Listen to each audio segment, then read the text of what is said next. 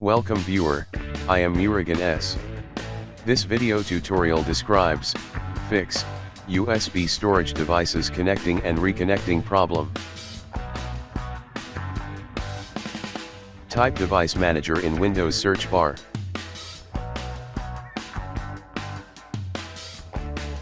Click Device Manager.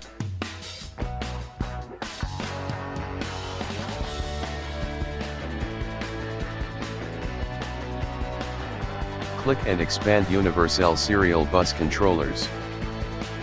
Right-click USB Mass Storage Device. Click Uninstall Device. Click Uninstall.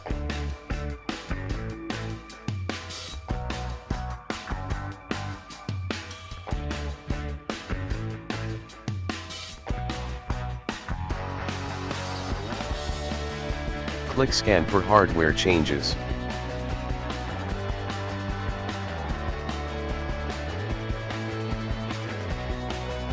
Thanks for watching.